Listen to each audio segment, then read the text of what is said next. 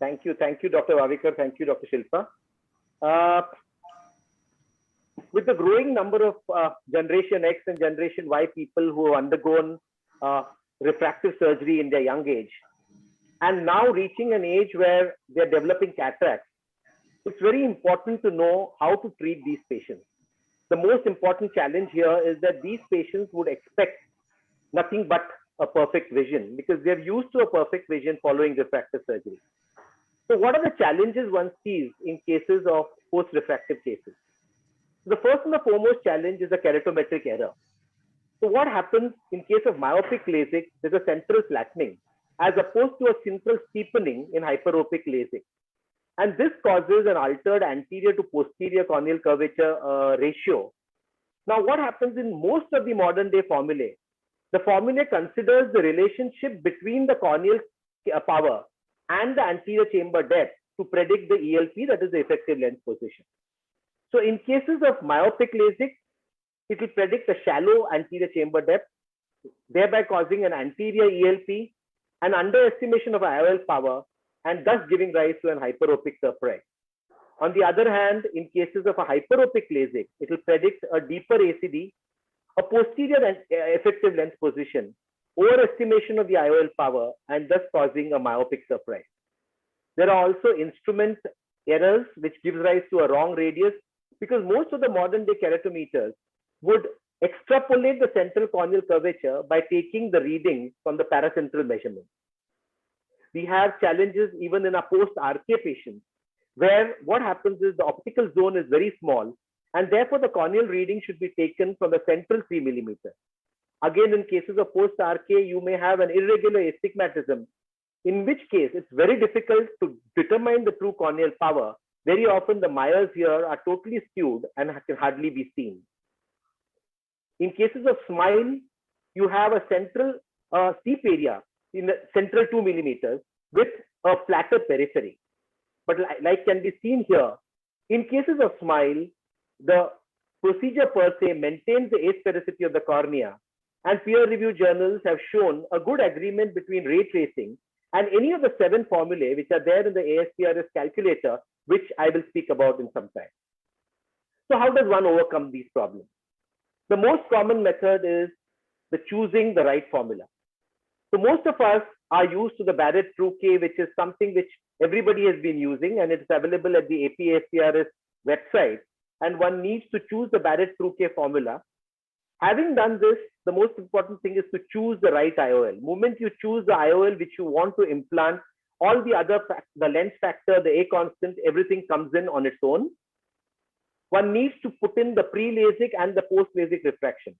What is important here is to mention that the post-LASIK refraction is not the current day refraction because that would have changed due to the nuclear sclerosis, but it is the immediate post-LASIK refraction, maybe probably about a month after the LASIK. And therefore, the importance of telling all the refractive patients to save these records carefully. All these data are entered from the biometer, that is the axial length, the measured K1, K2, the optical ACD. All these are measured are the data from the biometer. Having done this, when you choose the universal formula, one needs to choose whether it is a predicted PCA or a measured PCA. So if you are using a pentacam, you would choose a measured PCA. Whereas if you are using a history if you're not using a pentacam, you would choose a predicted PCA. Once you do that, the Barrett True-K formula will automatically give you what is the true K which it predicts and the IOL formula and the IOL power which needs to be used. In the ASCRS calculator, which is available on the ASCRS website, one chooses whether it's a myopic or a hyperopic LASIK or a prior RK. Having done that, we need to choose the target refraction. Here, in cases of LASIK, the target refraction would be 0. In cases of an RK, it would be -1 for a 16 cut RK and a -2 for a 32 cut RK. The next data is the pre-LASIK data. Again, like in the Barrett calculator, you would feed in all the pre-LASIK data, the post-LASIK refraction, and the topography value depending on which instrument you use to do the topography of this particular patient. The biometry values are then entered. After that, one would get the power of the IOL. If a pre-LASIK data has been used, then all these formulae would show you what are the IOL power.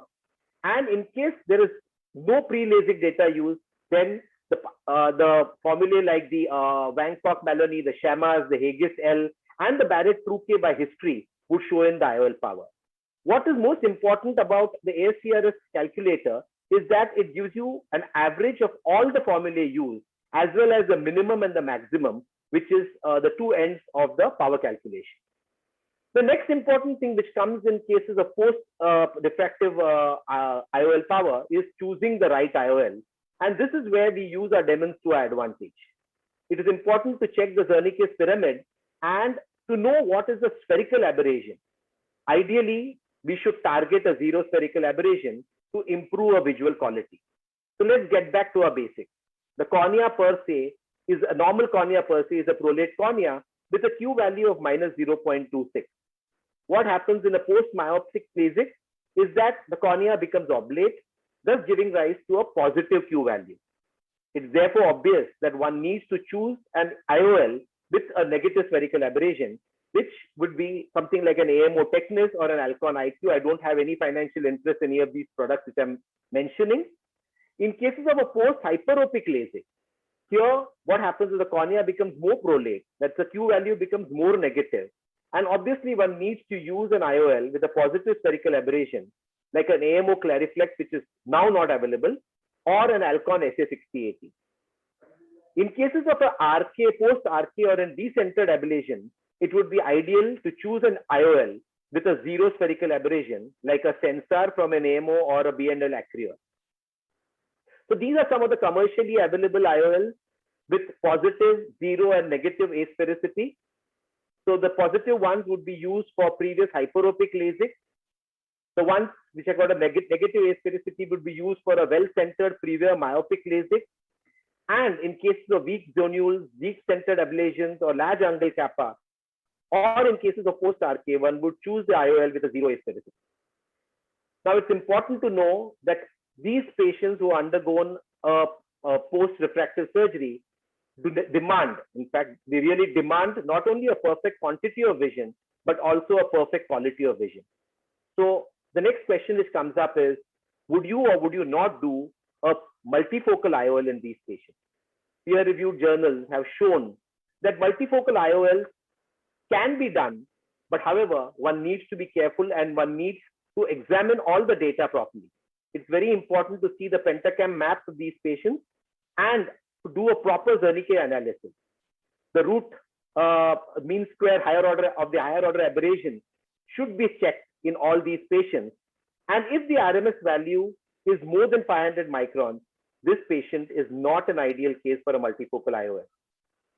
As opposed to this particular ablation, where we have a well-centered ablation on pentacam, and the RMS value here is only a 0.337, and being less than 500 microns, one can go in for a multifocal IOL. In cases of a decentered ablation, one can also think of doing a topo-guided recentering of this retreatment of this patient, do a well-centered ablation, and then go ahead with a multifocal IOL or a aspheric IOL as the patient demands.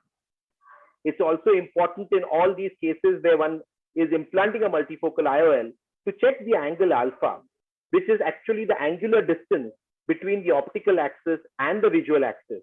A normal angle alpha would be something between 0.3 to 0.5. And any cases where the angle alpha is more than 0.5 is not a favorable case for a multifocal IOL.